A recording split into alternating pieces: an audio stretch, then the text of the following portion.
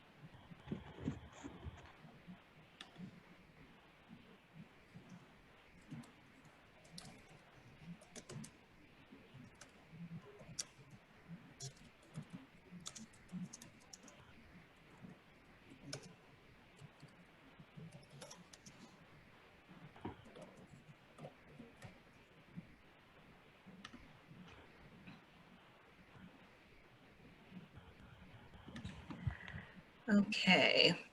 All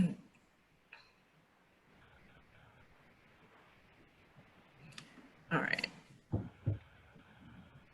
Jennifer, do you mind just keeping an eye out for people as they come in?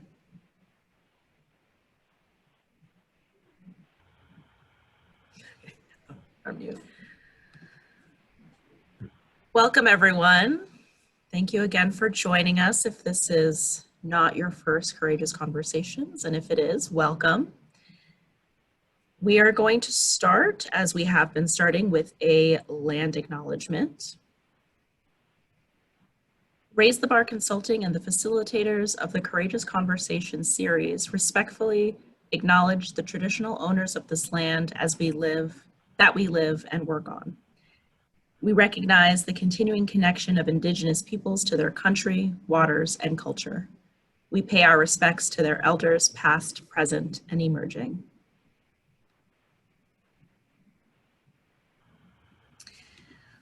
So welcome again, everyone. My name is Cynthia Wasco. I am sort of moderating this session and also handling technology. Just real quick technology recap. If you scroll your mouse along the bottom of your screen, if you have your Zoom session open up all the way, you'll have the option to mute and unmute yourself, although everyone will start muted as Brian presents. You have the opportunity to stop and start your video. You can also click participants to see who else is in the room. There's a chat toggle there. If you click on that, window will open. Feel free to send questions that way into the chat box, and I will moderate that and ask Brian those questions as they come up. And I'm sure there will be moments in time too where we will also open to the audience to sort of unmute yourself and ask questions if you would prefer to speak your question yourself.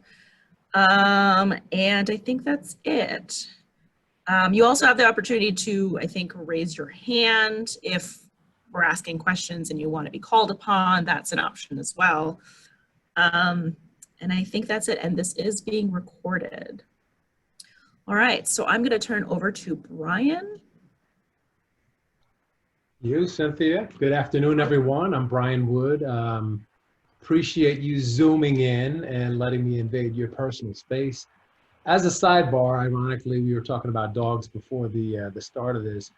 I have a dog that consistently demonstrates poor behavior, so I suspect he'll start barking at the worst possible time. So you have been warned. And Cynthia, if you could start off the slide deck, that'd be great. Sure, I'm going to go ahead and just share my screen. Yeah. And I'll say one other thing. I've got this work at home setup where I've got monitors all over the place. I promise I'm not trying to be rude. If I'm not looking directly at you, it's just because there's a couple of things I'm juggling around. And you can go right to the next slide, Cynthia. Okay. So it's always about the room we're in. The room determines the thoughts we think, our environment, the energy that surrounds us, the people we interact with. Surround yourself with people that you're fighting to keep up with, and that's a pretty good room. But if you're the smartest, most positive, most driven person in the room, then it's time to find another room. So I absolutely love this room. Cynthia, Shannon, Innocent, Kyran, Milton, and Jennifer, thank you so much for this space and this room. I'm extremely grateful and tons of appreciation and respect for everyone on this call involved in this project, on this journey, and in this room.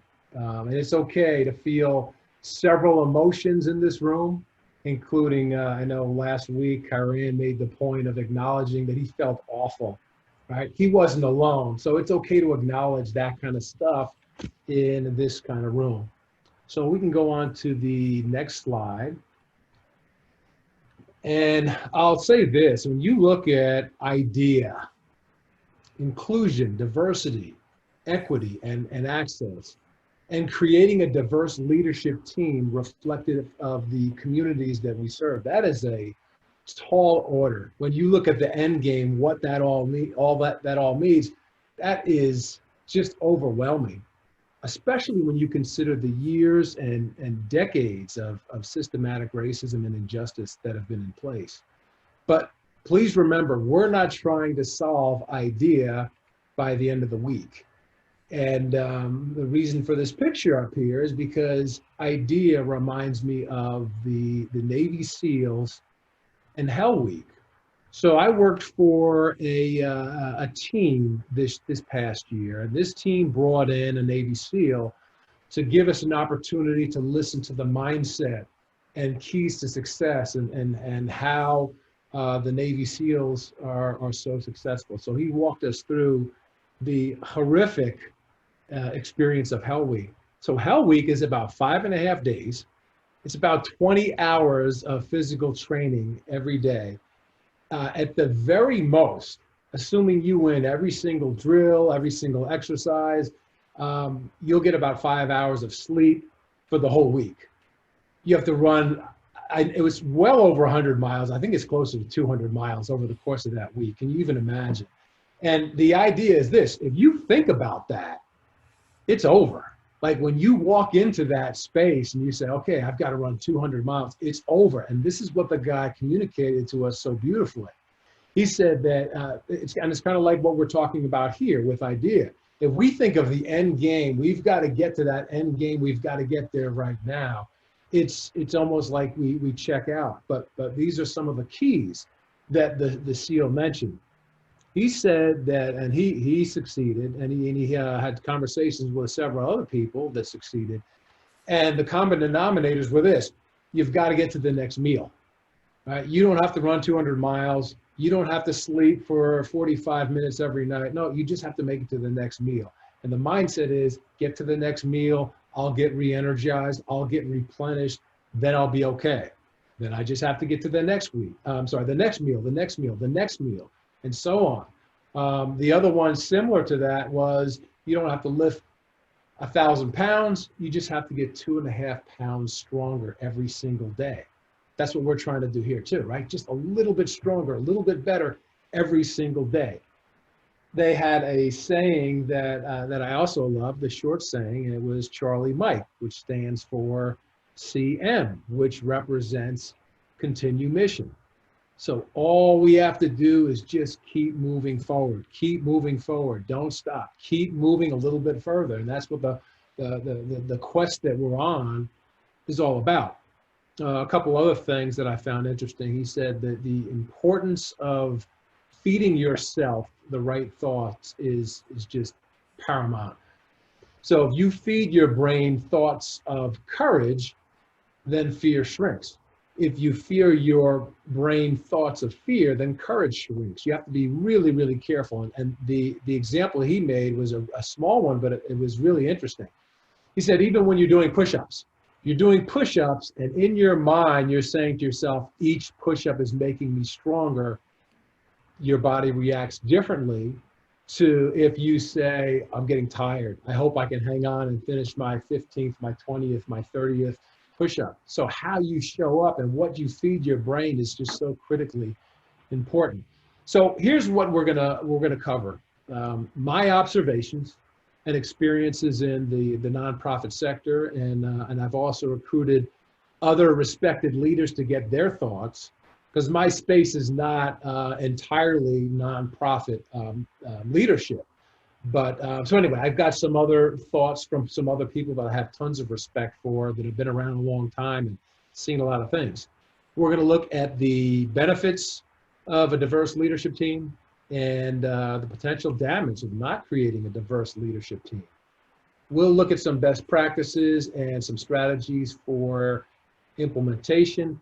And I'm going to share with you a variety of perspectives from the lens of a leadership coach, a for-profit and nonprofit supporter, and a professional athlete advocate. And it's really interesting that each of these sectors have similarities relative to success. A couple of housekeeping items and a disclaimer. So we're not going to shoulda anyone here. There's no shoulda-ing allowed. There's nothing right, there's nothing wrong, there's nothing good, there's nothing bad. Just please keep an open mind and imagine the possibilities. We'll look at a bunch of pictures, exchange some thoughts. I'll tell a couple stories, and it's really more of a discussion than a presentation. But please share your experience, be present, and learn from one another. So my background, corporate for a lot of years. I was in corporate America for about 30 years, 15 years at American Airlines, 15 years at Waste Management, lots of relocations along the way. Originally New Jersey, Georgia, Texas, Missouri, Arizona, Nevada, Arizona. I have been an executive coach with the American Express Leadership Academy, hosted by ASU. Now, am I allowed to say that, Cynthia, ASU? I know we have a lot of Tucson folks on. I'm from Jersey, so okay. I don't care, but. Me too. Okay, excellent. All right. I just want to make sure we're in a safe space. Just trying to understand. So anyway, I can tell you this. I've done some work with some amazing people in that nonprofit sector as an executive coach. And I'll also say they get way more out of it than I do in teaching them. They're just some unbelievable people in the nonprofit sector. I just have so much admiration and respect for. I also have been certified as an MBA, WMBA, and FIBA for overseas assignments, player agent. Now, I never had the aspirations of becoming a super agent. That was more to get in the room, build trust, build rapport, and support athletes as they transition and support their greatness away from the game. So that was my whole game plan there. I'm the founder of Mars Coaching. We support nonprofit and for-profit leaders, athletes, former athletes, and professional sports teams, all things personal and professional growth related, organizational development, and positive influence. And one thing, if you could just move the slide, that I'll mention, since you mentioned, Cynthia, that you're from New Jersey, and I think that Jennifer is also. So working from Waste Management, I heard every single Sopranos joke under the sun, Waste Management, New Jersey, but anyway, that's neither here nor there. So let me ask you guys this: what are we looking at here? Do you see a face? Do you see two faces? Which one did you see first? Now, although there's always the opportunity to throw things into the chat box, these are really just questions to ponder and reflect over. And the point here is this: if you change your focus, if you adjust your perspective, you might see a different image. Some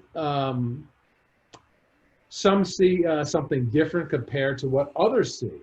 And it's really funny because once, at least for me, when I looked at this image initially, once you see both perspectives, it's really hard to unsee the faces. You see them both really easily. So I thought that was just really kind of interesting. Okay, we can move to the next slide.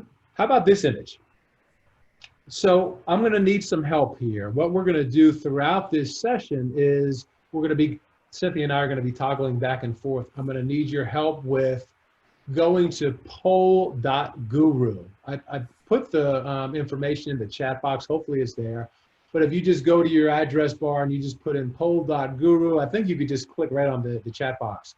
Once you do that, it'll ask for a PIN number. It's going to be the same PIN number for every question that's answered. And that's 470214. That should also be in the chat box.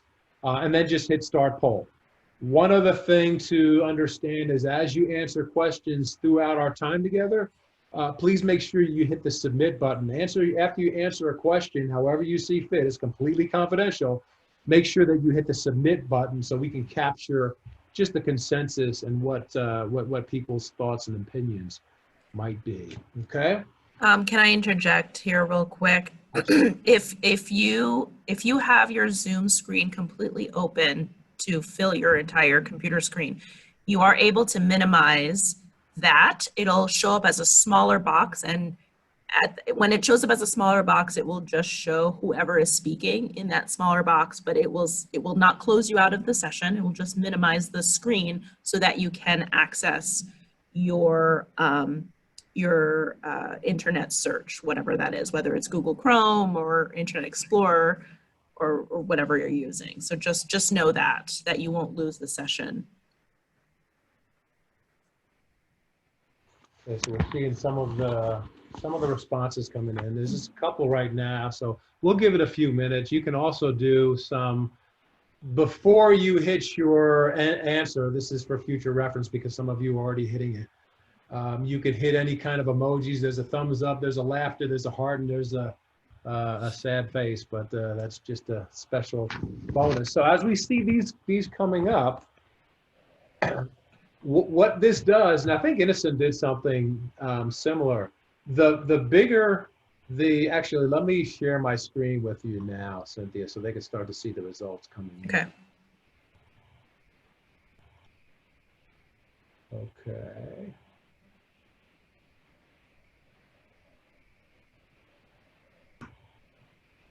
Okay, so can you guys see what people are saying? Yes. The screen. Okay, so that screen, what that represents is a lot of people, 4 people, flag. You've got a lot of different things: waving flag, relaxing, illusion, nationalist, women, oppression. There's all kinds of different things. So that's what that looks like. And I'm not going to, there's been 15 people that have answered already, but I'm not going to wait for everyone. I just want to kind of get a directionally correct consensus of just some general thoughts. So as we continue to add those in and enter those in, thank you for that. There's a couple things that come to mind here.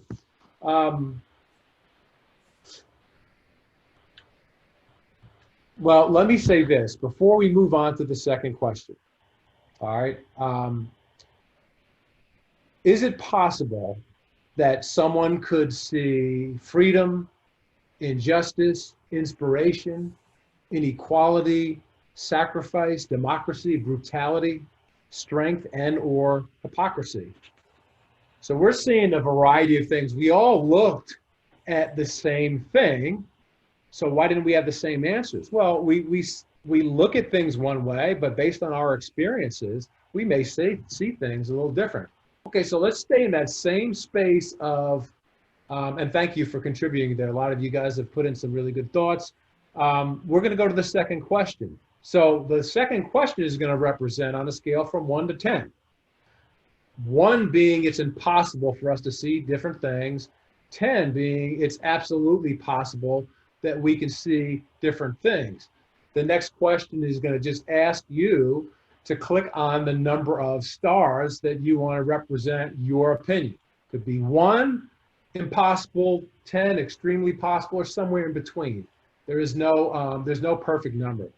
So you look already at the trend, and we kind of looked and saw in the previous line that, yeah, there's a good amount of people that believe it's at least very possible that we could see different things based on the way we just experience life. So I'm going to stop this screen in just a minute. I'll let another couple people enter. Thank you for doing that, everyone. And then we go back to the presentation. I know we're going back and forth here, but bear with me. And I'll say this, as Cynthia is getting this all set up, yeah, that's fine. We can just leave it up there. Regardless of what you see, regardless of what we see when creating diverse leadership teams, the power of psychological safety must be recognized. So my thoughts and opinions are based on my experiences, and again, they could be antithetical to yours. An example is, as a board member, I speak up with a different perspective and I am immediately shot down. What reaction could that create? I saw what happened to Brian. I am not going to open my mouth. I'll just keep my thoughts to myself. I will keep my mouth shut. But psychological safety is such a big thing in our world. It can help create a culture where different opinions are recognized and celebrated, and groupthink, which we know is just damaging. Everyone nodding their heads, we don't get anywhere. That's avoided. So as we move along, I'm going to give you, again, like I mentioned earlier, just some thoughts from the nonprofit sector and beyond. So anything that I share that is beyond or just may seem like a complete contradiction to the nonprofit sector, see if there's an application for the nonprofit sector and creating diverse teams and having critical conversations. So I think there's the next slide, if you could take us to. Okay, so we did that. We can keep going. We did that too. Okay, so right there, perfect. Thank you, Cynthia. So we can disagree on several positions, but one thing we're probably in agreement on is for the need to change. We have to change. We have to change now. So what I'd like to do is examine some leading change principles. John Kotter created an 8-step process for leading change. And we're just going to look at step number 1. And the number 1 step for driving change, leading change, is to effectively create a sense of urgency. So while I talk through a couple things related to that, if you can do me the honors, everyone, I think the next slide walks us through the chat box challenge. If you could just plan on, for your organizations, how do you create a sense of urgency? And keep in mind that everyone doesn't respond to a certain playbook to create urgency. Wouldn't you agree? For me, it might be, show me the numbers. I need the analytics. I just need the P&L. I need the dollar signs, or appeal to my emotions. So it could be a variety of different things. But for your organization, what is the most effective approach to create urgency around idea? And a couple other thoughts. Idea urgency includes starting honest discussions, giving dynamic, convincing reasons to get people talking and thinking. There's also the identity of potential threats and developing scenarios showing what could have happened in the future. As they come through and there are any thoughts, please share them with me, Cynthia, because I can't do 2 things at the same time, clearly. Sure. But I will say this, there's one other thing that's connected to urgency that applies to all of us that I think is worth mentioning. The double teaming of urgency can be a really motivating factor. In other words, what have we got to gain by acting and going there versus what do we have to lose by not acting? So it's almost the pain and pleasure principle. whatever it is that you're trying to improve on, spirituality, finances, leadership, idea, whatever the case may be. What does there look like? What's it going to feel like? What's the pleasure of getting there? Oh, if I get there, I'm going to have more energy. I'm going to be able to play with my granddaughter. This is wonderful. This is amazing. Now, what are you afraid of on the other side? If I don't do the right thing and eat right and drink lots of water and all those different things, I won't be able to play catch with my son. I won't be able to go hiking and traveling, enjoying time with my wife. So going towards I really want that pleasure over there, and running away from what we're afraid of, if we don't move forward with idea and everything else, that can be something that can be beneficial. Brian, we did have a question of what is the definition of there?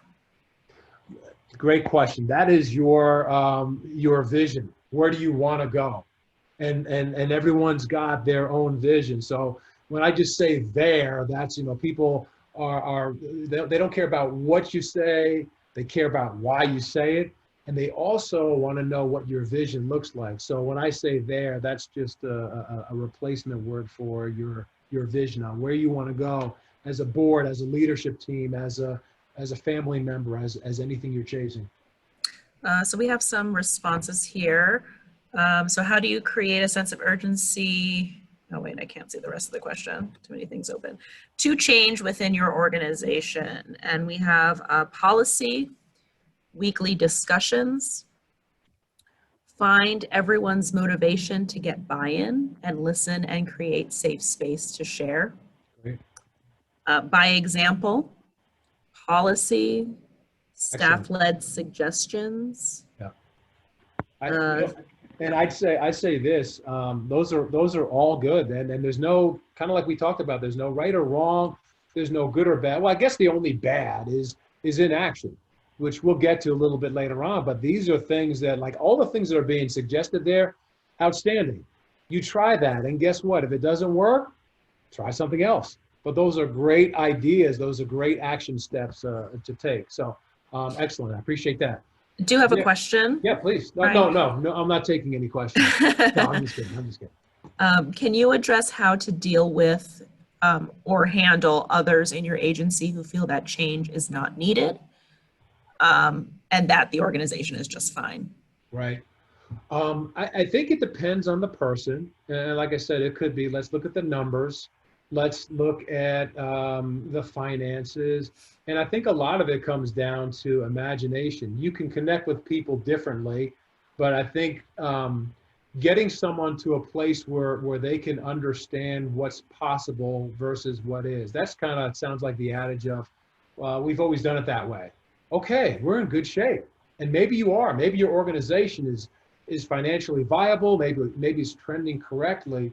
But to take a step back and just realize and think and dream and imagine what's possible. I know we're good. I know our EBITDA is 33%. Could it be 40? Could it be 45? What if we did even more? What would that look like? I think that's part of it. It's not easy for sure. I certainly don't have all the answers, but I think that's part of it. So I think we could stay on this slide. I don't remember what the next one is. There are also several. That's a picture of me when my dog won't stop barking. There are also several pitfalls to be aware of when leading change. So let's look at one that really resonated with me. And so this one is declaring victory too soon. And this pitfall reminded me of that white supremacy culture iceberg model that Innocent walked us through last week. And if you recall, above the surface, there are socially unacceptable behaviors and groups. Beneath the surface, there are underlying behavioral issues that make up the majority of the iceberg and can be seriously damaging, especially because it's more socially acceptable. So in this case, the one that was beneath the surface of the iceberg was believing we are post-racial. In other words, it seems like there's a connection here. We've already won. We've declared victory too soon. So should we celebrate wins and progress? Absolutely. Declare victory? Not so much. Instead, the idea is to build momentum, pursue more aggressive opportunities and goals. Remember this, and we've talked about this before, but idea is a race without a finish line. So declaring victory in our lifetime is just premature. Once again, we've got to get 2.5 pounds stronger. That's what we're looking to do. We need to change everything, including the way we think. So specifically, when creating diverse leadership teams reflective of the community served. These are the two mindsets. One of them's up here now. We're going to talk through the next two. These are the two mindsets that are catabolic or negative. And so if you stay in these space, they may have benefits short term, but if you stay in this space, you're going to make yourself and everyone around you a little bit worse. And the first one is, I'm the victim, right? I am the victim. Woe is me. Some of the other thoughts are, I can't do anything about my situation. There are no qualified candidates in my area to diversify my board. There's in this space, this mindset, there's a lot of worry, anxiety, and guilt. And the pro, if there is one, is probably I'm not taking any responsibility because I'm hopeless and I'm helpless. I'm in that space. I don't have to be responsible for anyone or anything. The con, and there's a big con, is I can't manage myself. I can't manage others. I attract the wrong people into my organization, onto my board, into my life. I've enjoyed all the presentations so far. I also enjoyed Shannon's presentation when he talked about implicit biases and told us to push ourselves to examine our own blind spots. Now that's ownership, which is the polar opposite of the destructive victim mindset. Okay, so now we've got the woe is me victim, and then the next slide represents the fighter. Now the fighter, and actually in a sidebar, I've seen my wife with this reaction several times over the course of our marriage. The fighter is not a positive here. This is not a gritty way to fight it out and be resilient. This is a mindset that's more of fear and blame. So it's not me, it's you. It's actually everyone else except me. Our executive director needs to emphasize idea. There's blame, there's anger, there's resentment. One very interesting note to me is when you look at anger, there's a direct correlation between anger and fear. So someone who is always angry, a good question to ask them is, what are you afraid of? So right now in our world, the elephant in the room, there's a lot of anger. Consequently, there's a lot of fear. So when it's everyone else's fault, the common denominator is this. If it's everyone else's fault, it's me. It's probably me. So that's what that fighter mentality looks like. And if you're feeling rage, you've got that fighter mentality going on these days, that makes sense, right? Lots of stuff going on. And if you're not outraged, with some of the recent events that we've experienced, you might not have a pulse. But the idea is this: what do you do? Or I guess the question is this: what do you do with that emotion? Will it be a self-virtuous, self-promoting social media campaign, I hate injustice? Or will it be a strategic action towards involvement and resolution, kind of like we talked about, being in this room, trying to each get a little bit better?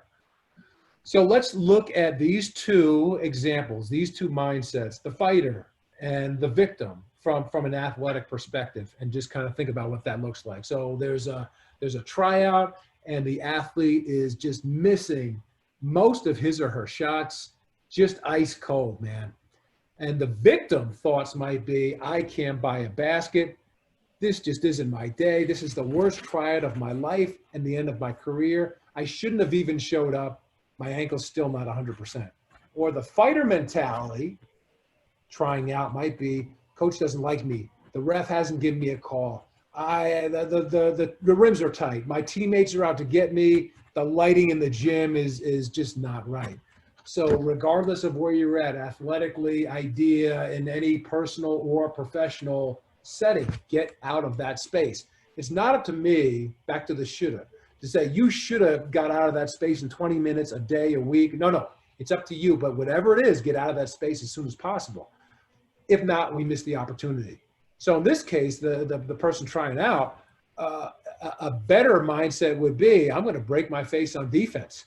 I'm not making my shots, but I'm going to set hard picks. I'm going to communicate with my teammates, and I'm going to rebound like crazy. Scouts will see me dominate, even though my shot isn't falling. At least it's not falling yet. They will see my best when things are not good.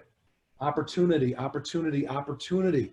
It's easy to do well and lead when everything is going right, on and off the court. But what about now? What about when there's chaos? You have to make leadership plays for your family, for you, for your organization now more than ever. It may be completely justified. No one is suggesting that you should never be angry or never feel like a victim or never be scared. Completely justified. But once again, the longer you stay in that space, the longer it will take you to achieve your potential in all areas. So recognize again that you're in a non-productive mindset and just get out of that space as quickly as possible. So the next image, next picture, next slide, reminded me of a quote, and I'm paraphrasing, but it goes something like, they thought they buried us, but they only planted seeds.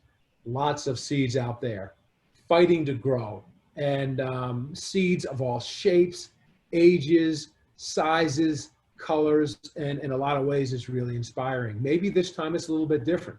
We talked about the range of emotions earlier, and it makes sense to acknowledge it could be all of the above: rage, inspiration, fear, hope, and many, many more.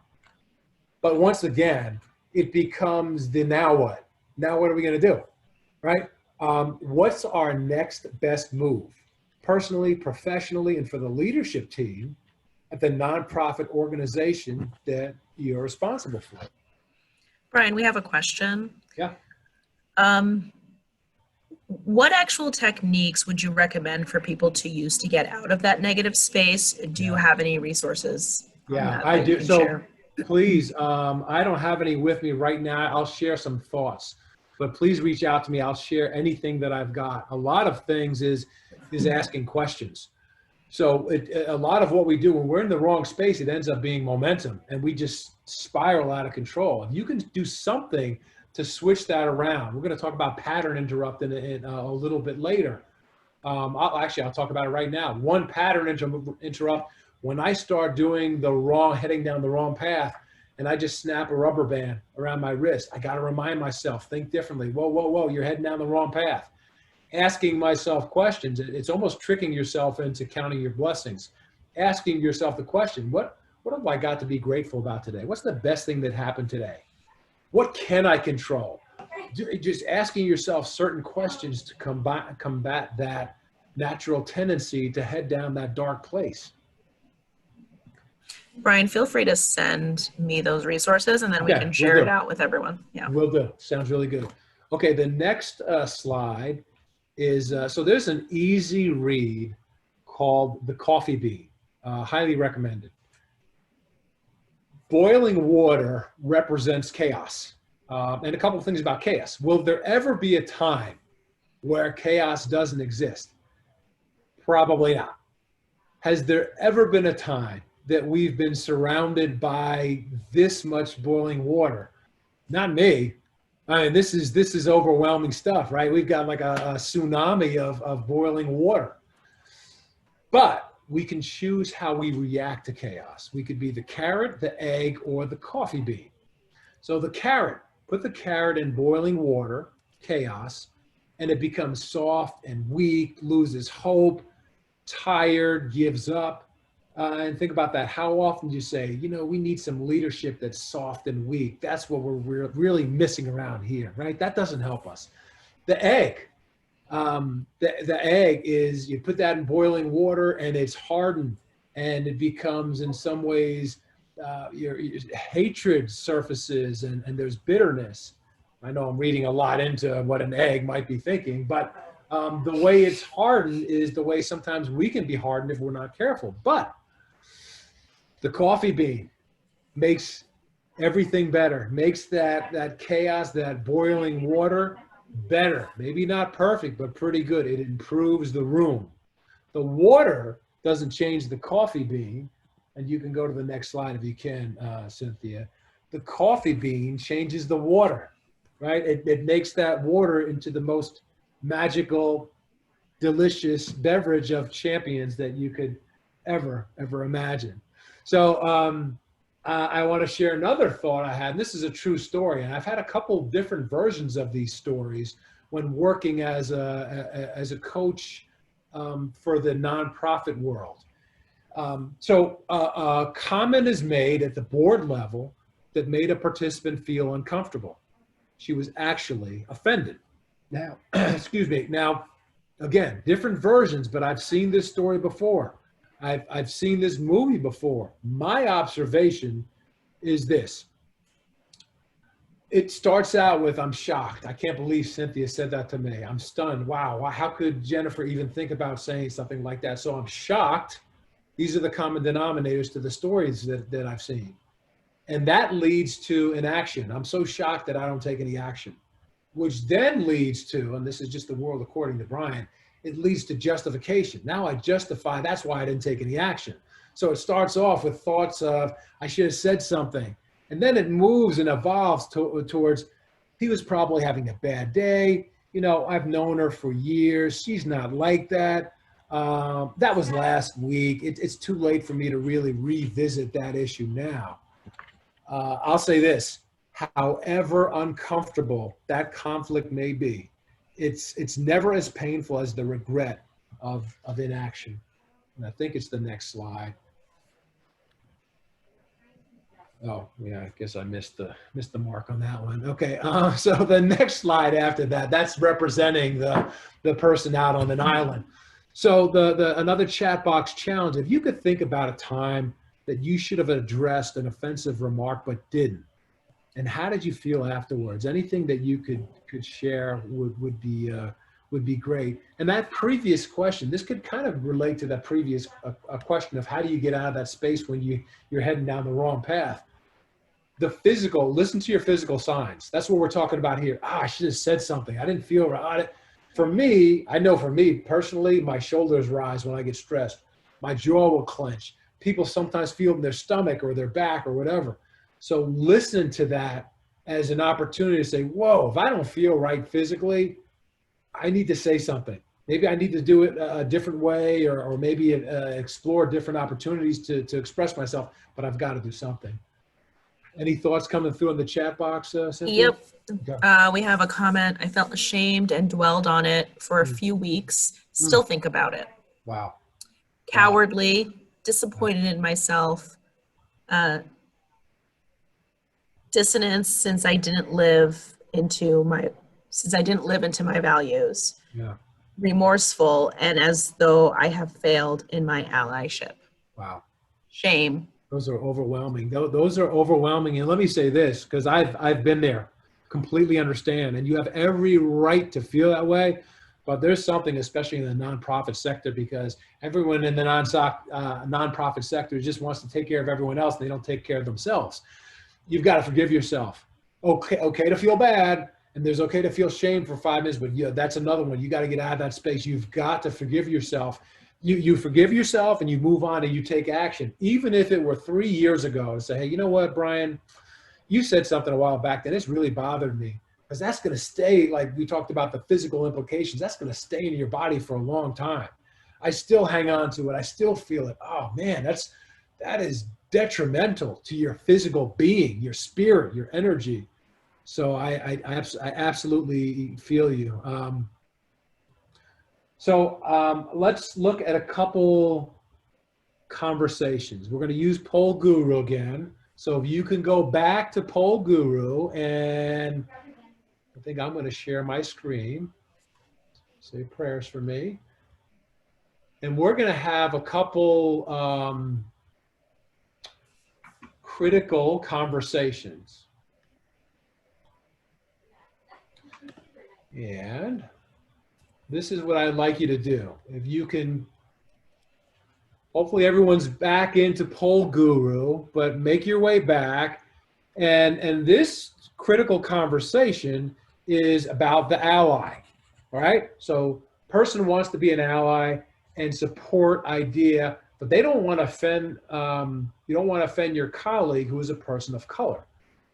What are the most important things to emphasize from your perspective? And if you're a person of color, what are the most important things that you'd want to hear? So arrange the priorities highest on top to lowest on bottom. So when you go to your separate window, you should be able to see the possibilities. How are you feeling? I want to help, but don't know how. What should I do? Those kind of things. Are you guys seeing that, hopefully? Yes. Okay, so just take your time. It's going to be like a drop and drag kind of a thing, and just play with it. Doesn't have to be perfect. Again, this is not, this is completely confidential.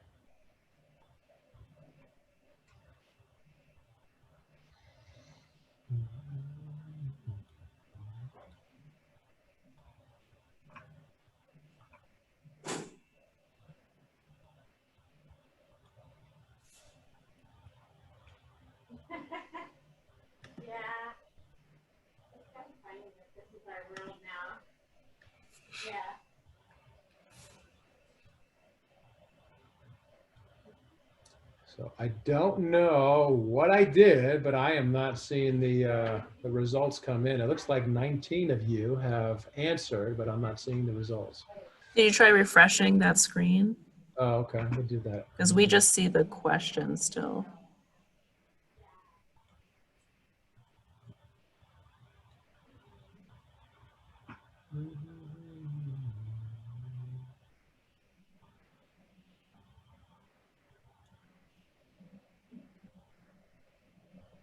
All right, sorry, hang in there. There we go. Okay, so here we go. Thank you for that. I appreciate the technical support greatly. So the question is, what I want to emphasize to my colleague, a person of color, and what I want to hear as a person of color, the most popular is, how are you feeling? How can I support you? The one that is not well received is, what should I do? And maybe that's part of that whole victim mentality. What do you want me to tell you? What do you want me to do? I don't know. But anyway, it's just interesting to see what that consensus looks like. Thank you so much. That's really helpful, because 25 of you answered, and that gives us a consensus.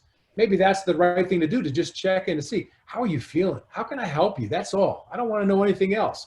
I could have good intentions, but if I show up and I say, what should I do? The reaction might not be so good.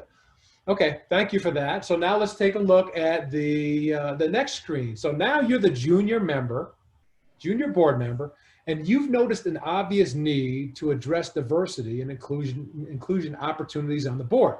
You decide to discuss this matter at your first board meeting. Assign a point value. There's these slide scales here that add up to 100 points. So you're getting ready for this critical conversation. Which ones are you going to focus on first? You can see there's remain positive, stick to the facts, don't overwhelm your teammates, all these different things. You can put all 100 points in one bucket. I'm just going to do that one thing, or you can spread them out. Distribute as you see fit, play with it, and we'll give you a couple minutes to do that. Should be a drag and drop ability, or if you're using your phone, you can just use your finger, I believe.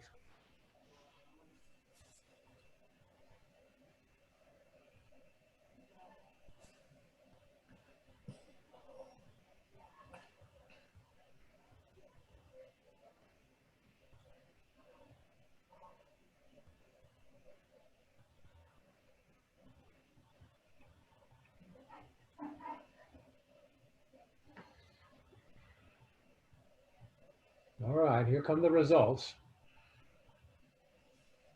Okay, the early lead. We've got several people, and they talked about, hey, if I'm showing up for that critical conversation, it looks like the first thing I should do is really focus on, hey, this is the benefit, this is the upside, kind of like that previous question, right? Hey, we're doing great. We don't need to do it. We don't need to do anything differently. Well, wait a minute. What can we do? What's possible? Let's talk about the benefits of how we could be even greater than maybe we even imagine. So we'll give a few more. Okay, so emphasize the organizational mission. That's kind of like jockeying back and forth. Remain positive. The one that's on the bottom of the list, let me take a look at that. Sorry, I should have done a better job with this screen sharing. Don't offend new teammates. That's the bottom of the list, right? I'm not really worried. I'm going to be respectful, but I'm not really worried about offending my teammates if I'm doing it in a respectful manner and I'm focusing on the organizational mission and discussing the benefits of having a diverse team. So that's good. I'll stop it there because I want to make sure I respect your time. So let's keep moving on.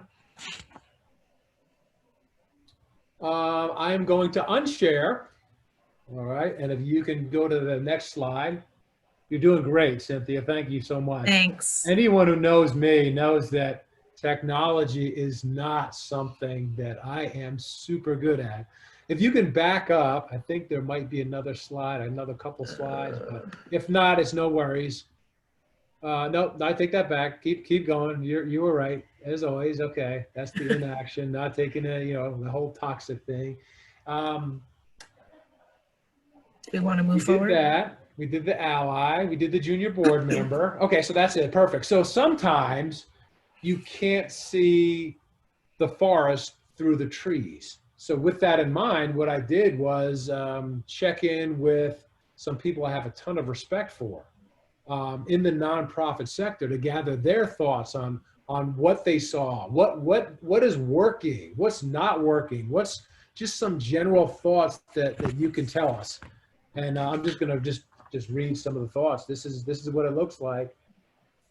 You can go to the next slide because this represents the importance of expanding your team, casting a bigger net. I really like someone who shared this perspective.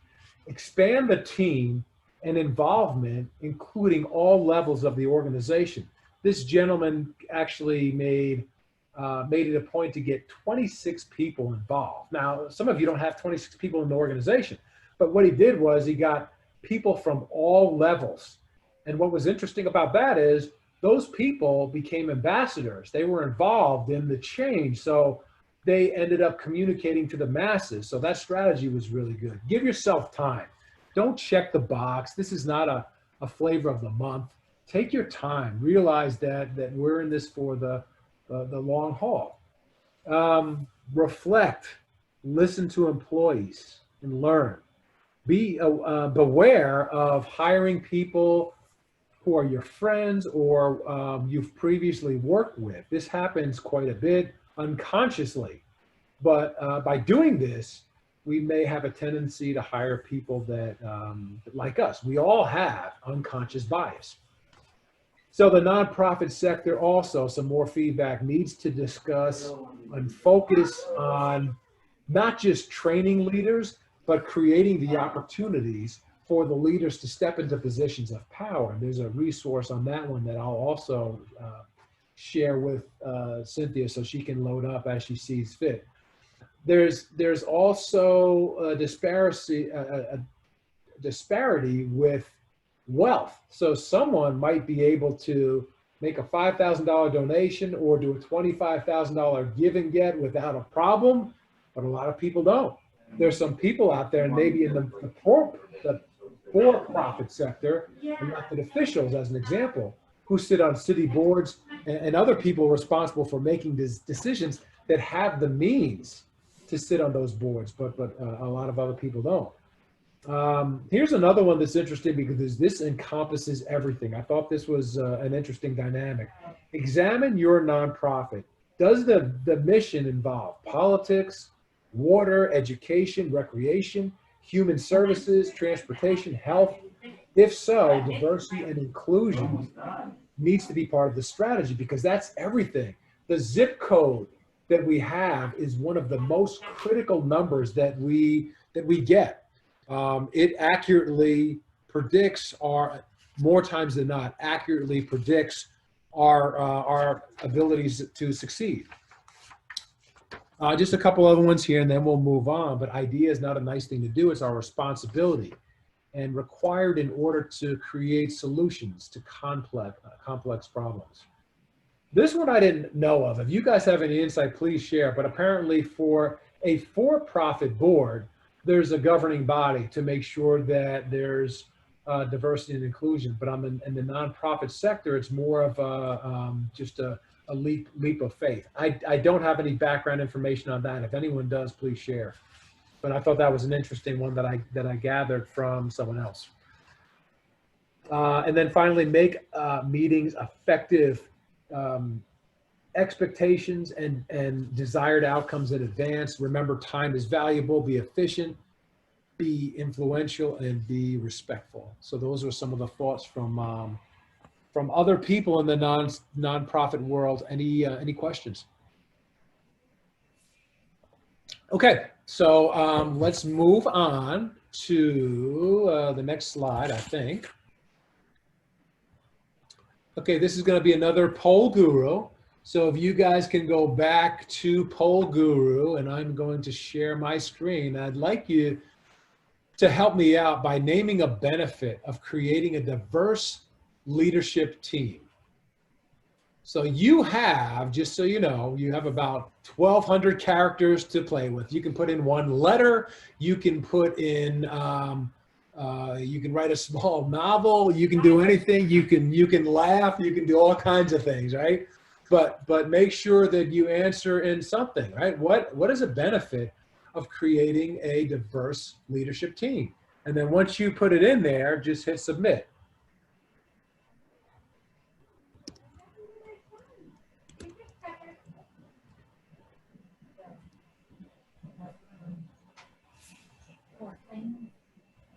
Okay. Better serve your community. Various perspectives. Yeah, more perspectives, right? We're looking at things differently. It's like, wow, we've got all these different opportunities to check in with someone's expertise. Great, excellent. Multiple viewpoints. We're seeing a lot of that. That's really good. Everyone has a voice is another one. We talked about the wider net for volunteers and donors. When board members, employees, donors, and others who shape the values and activities of the nonprofit organization come from a wide array of backgrounds, just like you guys have outlined here, the different perspectives, they bring unique perspectives. That influence, or I should say that influences how nonprofits approach the mission, and they make more inclusive and come up with more innovative solutions. So this is really good. Growth, role modeling. This is awesome. Thank you guys. Appreciate you. Hey, Brian, we have a question from Kyran. Go ahead, Kyran, and unmute yourself. Hey there, Brian and everyone. Hey, Kyran. Amazing what you're presenting, Brian. Appreciate it. Just wanted to, this last poll question, just reflecting back on our first open session. Yeah. When someone asked a question about, well, we have we're a long time nonprofit, and we have only three people. We're all white. And so we were talking about diversity, and I think you mentioned, and maybe Milton as well, about that could be like you guys having an intention of creating more diversity understanding as well too, like seeking other communities and just being part of the bigger conversations. I just want to reflect back on that statement that one of our listeners had said.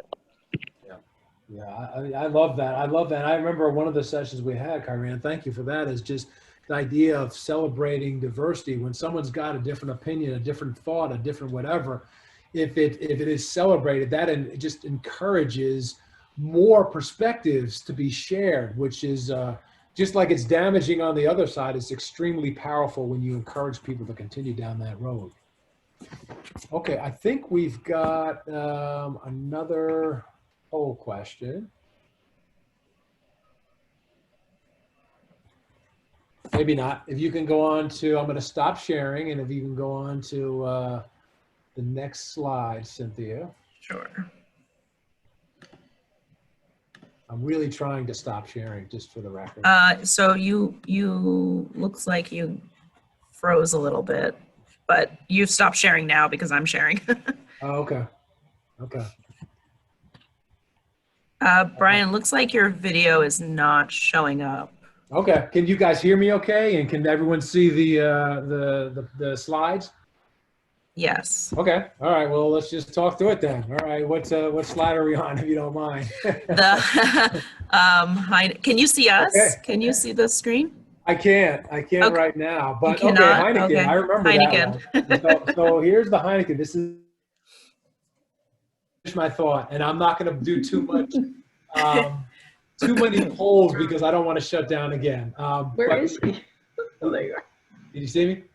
See you. So the Heineken story I'll share. Good intentions, awful results. And I'm not sure how many of you remember this, but there was a campaign a couple of years back, and it went like this. The commercial showed the bartender, and he slides this Heineken, super slow motion, and it goes past 3 people who happen to be African American, lands in the hands of a white woman who takes a nice drink, and the tone deaf tagline is sometimes lighter is just better.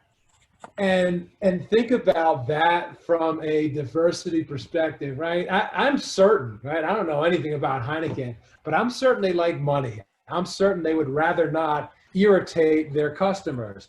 I can guess that they don't want to get sued. So if they're going through this campaign and there's this group think going on and everyone's saying, yeah, let's move forward with that. Sounds good. Think about the value, right? If you had a diverse team in place, someone says, hey, not so good. I get what you're saying. I know you think this is fresh and innovative and cutting edge. No, we can't do that. So let's just play it safe. I'd like to, instead of going back to Poll Guru and my connectivity issues, can you think of a campaign, any other campaigns out there, we'll just use the chat box for now, that have gone south? Good intentions, but oh man, that was awful.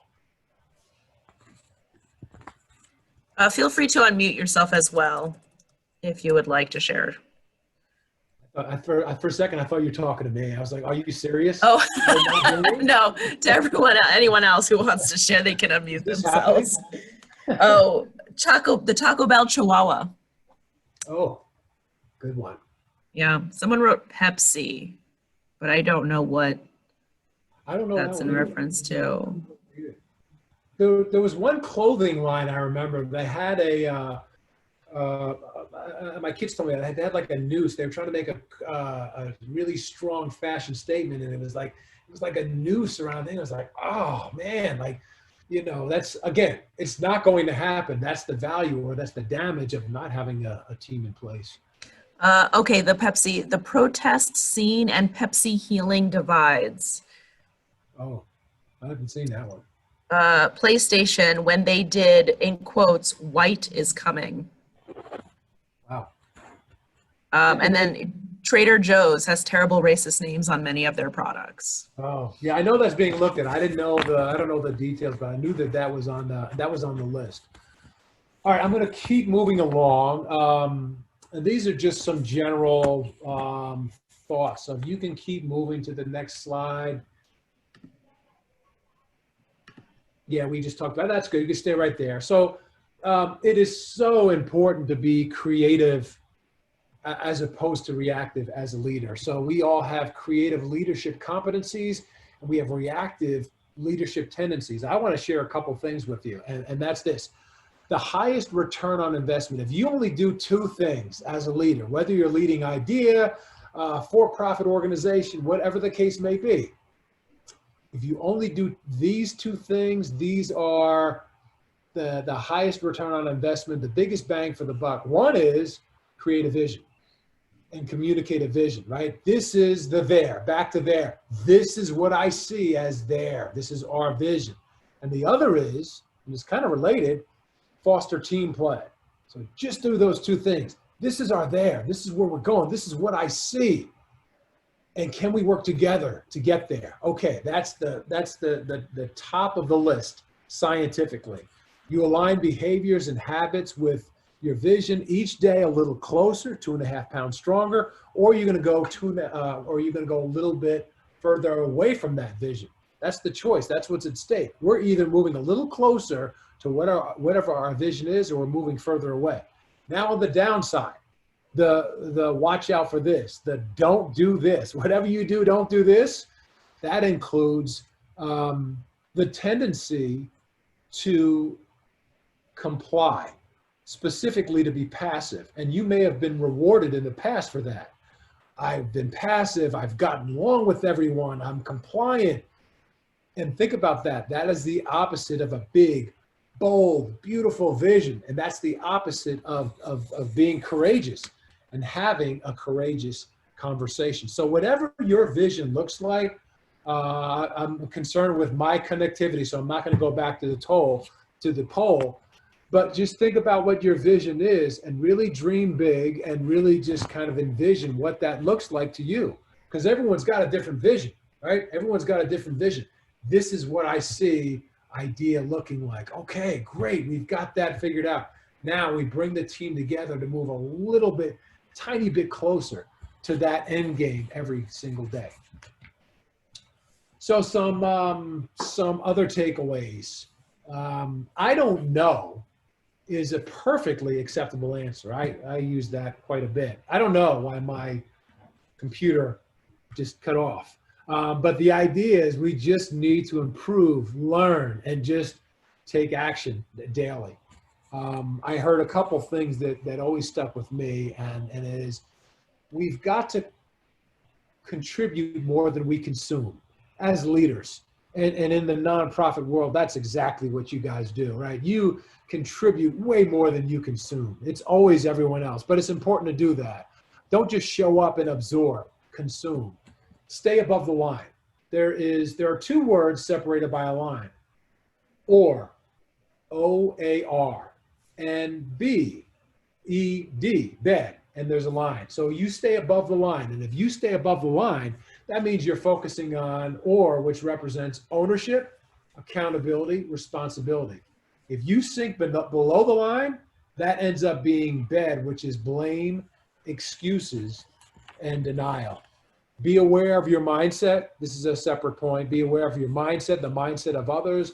When realizing, realize that we all have tendencies, and consider a pattern interrupt when changing your thinking from a negative place back to a good place. I talked about the snapping of the rubber band. That's one, right? I know people sometimes they'll just drink a glass of water. They'll do a push-up. They'll do a jumping jack. Whatever it is to get you out of that space of negativity, make sure that it's not destructive. Like, don't light up a cigarette every time. That's defeating the purpose, right? But if you can do something that's good for you, that's going to get you out of a space that's negative, that can be extremely valuable and just help you to navigate to a better place more quickly. That's the idea, right? It's not like you're going to snap out of it in a second every single time. But if you keep working towards understanding that's my tendency, I have a habit of heading down that path thinking, and you can work towards getting out of that space faster versus just wallowing in it, that's going to make you a better person, a better leader, enable you to do great things, include diversify your leadership team, develop your team and your organization. So with that, I think we'll skip to the Zoom polling if we can. Yes.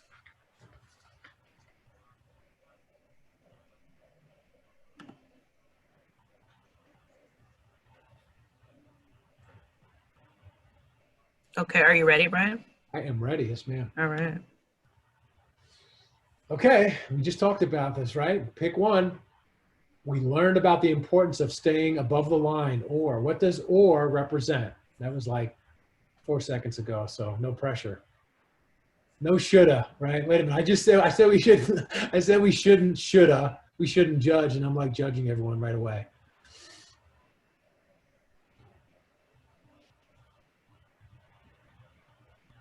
And I think this is confidential too, if I remember right. Yes. Is that right? Yes, okay. it is. So yeah, you're all good. Pick anything. Nothing's gonna be an issue at all here. But okay, that gives us an idea, and we'll just keep moving along. I'm not going to let all the answers go, but absolutely, large majority, 94% of people are right. Ownership, and I said it quickly, so it's not exactly fair. but above the line is ownership, accountability, and responsibility. And then do I just click this? Okay. Oh, sorry, share results. That's, everyone can see that. Okay. No worries. All right. Do I click out of that or just? Nope.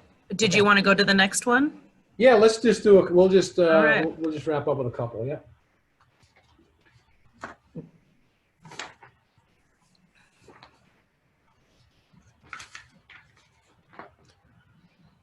Okay, and below the line, again, what's the importance of not going? We learned about the importance of not going underneath the line. What does bad represent? And blame, excuses, and denial. That's the leader by far, and that's exactly the right answer. So stay above the line. Don't fall into that trap. We can keep going. We can just play a few more of these, and then we can just open it up for questions if that works for you, Cynthia. Sure.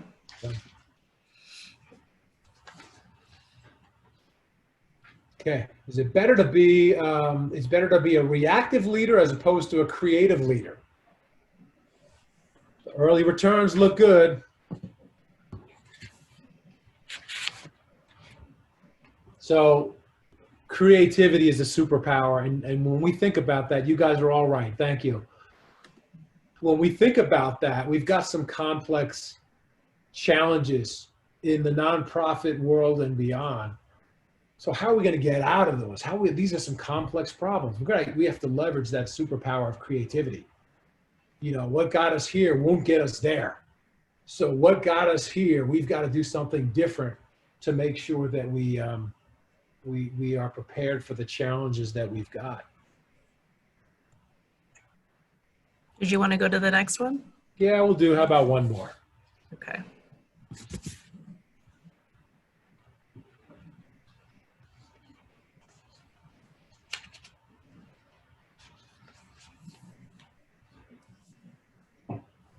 All right. It's not what you look at, but what you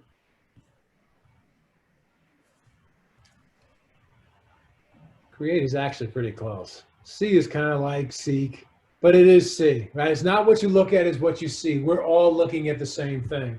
And that's why it's so important to check ourselves. We're looking at things through this lens of our experience. And to quote Karen, right? It's I'm the expert of my own experience. So I'm looking at things through this lens of my expertise. And everyone's got a different lens of their own experience. So we look at things differently, and we see things differently. Okay, well, let's do this. I want to make sure that I leave a little bit of time for questions, and cross my fingers that my connectivity stays.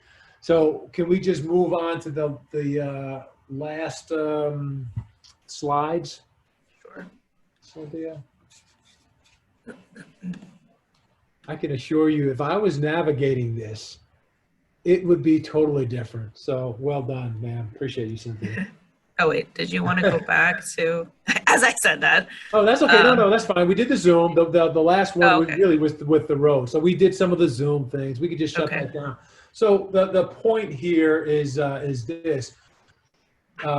Thank you and congratulations. You've made it to the starting line. That's it, right? We've got a long journey ahead of us. We've got to do a lot of work. We each have to take an introspective look. How can I do something different? How can I change myself? How can I change others? That's all okay. All these emotions, all that, if we head down the path of being frustrated, like, wait a minute, I'm just at the starting line. This doesn't make any sense. No, that's good. Embrace that. That's like a different opinion. That's like a different, diverse thought process. We made it to the starting line. We've got work to do. Let's embrace that. I certainly appreciate each of you. Thanks for hanging out with me.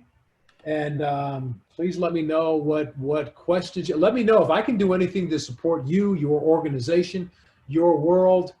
Send me an email. Reach out to me. I'd be happy and honored to do so. But it's been an honor to spend some time with you guys. We'll hang out for a few minutes if anyone has any other questions or thoughts to share. I wanted to thank you so much for signing on today. And we are recording these sessions and they will be available on our YouTube channel if you would like to rewatch any of them or share with other people that they're there. Kyran, do you have a question? Go ahead and unmute yourself. Yeah, yes, fantastic. I'm sitting and taking notes. Thank you so much, Randy. The question, actually, real quick question was, you talking about above the line, the conversation there.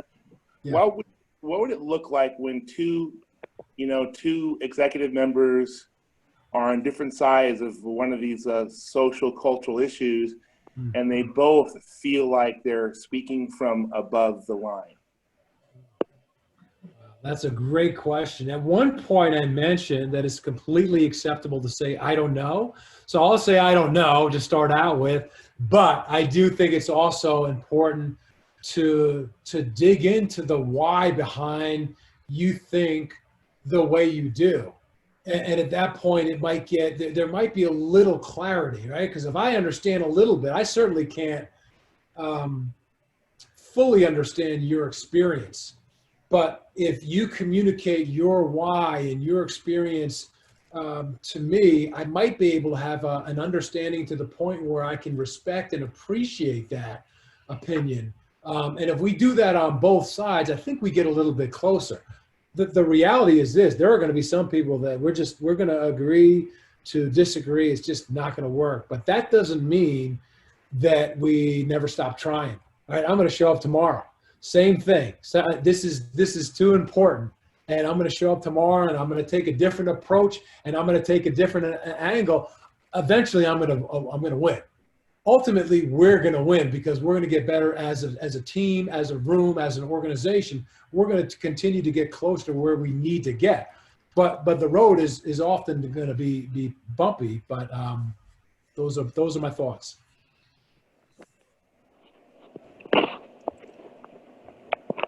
Hey Brian, I'd love to actually share just a real quick on that, because that's like what you just said is so true. True story. In Alaska, working on a fishing boat, my bunkmate was the son of the prince of the clan in Anchorage. Wow. So talk about being on two different sides and total cultural upbringing. After about 3 or 4 fights, this is when I was younger and I was like 29, the captain we both respected. He was half Russian and half native Alaskan. And we both respected him. He sat us down and forced us, because he was stronger and beat us both up individually. So he forced us to actually listen to each other's family stories and talk about the dinner table. What he said was, share with them your favorite moments at the dinner table. I'll never forget that. In the end, Dennis and I became this really strange friends. And when we exited the boat and went to the airport and his brothers came to pick him up, the two of us fought his brothers, fisticuffs, because we had understood each other and came into this middle ground. But it was because of the leadership of the captain, who was like the third party, forced us. And we had enough respect to trust him to actually hear about our cultural values and our background. Wow. And all of a sudden we gained this middle ground. That's awesome. Those are polar opposites, right? Just like you said, so far apart, but somehow, some way you get closer together. And I'm not sure how you took me here, Kareem, but you reminded me of this and the emotion. I think this way. I experienced this, so I see the world this way, right? It's not what you look at, it's what you see. And I see things this way because that's what I learned.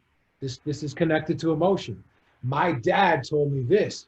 My mom told me this at the dinner table. I think that's where I got this from. So now, if you're going opposite of my position, which is right? Mine is the only right one, right? Of course not. But my feeling with those emotions could be that, wow, you're disagreeing what I've always believed in. You're disagreeing with my mom and my dad and my family. So that ends up being such an emotional thing. That's why it's not going to take 10 minutes to fix this stuff. Some of this, you know, it's just like those unconscious biases. That's what I've been led to believe. So that's what I believe. My whole life, I believe this to be the case. And if you're disagreeing with that position, Kyran, you're disagreeing with me, you're disrespecting my family and all the generations that I came from. So it's just an interesting dynamic. Hey, Brian, I think, Milton, can you hear me? Yeah. Hey, Milton. Yeah, you know, those opposite sides don't to the same table without intervention from a third party. So like I mentioned, the first meeting we had, yeah, my force experience early on, we had something called a program that forced people from different backgrounds in small groups with a new party to bring those backgrounds out and those ways of thinking. Yeah. Because those ways of thinking are what happens within our small universe that we grow up in. But outside of that little narrow universe that we grew up in is the big world. Yeah. And many times we have no idea what's in that big world. Yeah. All we know is what we learn, and we take that out into that big world. And now we're going to find out, well, not all those things are kosher or yeah. ways to interact with other. So my point is that it's a learning process, yeah. And it does take time. Yeah. But it kind of takes someone coaching you through that. Yeah. So Milton, I so appreciate that. I think you're dead on. And I think it's also important to understand that this is, sometimes it's like not the Heineken commercial exactly, but you can have good intentions of let's just bring these two people together. Whoa, you just made it worse. And so to Milton's point, that's way more effective. You could have good intentions. Well, let's just get them in the same room. Let's just sit them down at the table and hope it ends up well. Whoa, it could be some other strategies involved. Maybe it starts with a discussion, and then you realize that the sides are so far apart that you've got to bring in a coach and a mediator, and you've got to do something different. Because once again, you could have great intentions to build bridges, and you could absolutely blow up 4 or 5. So great perspective, Milton.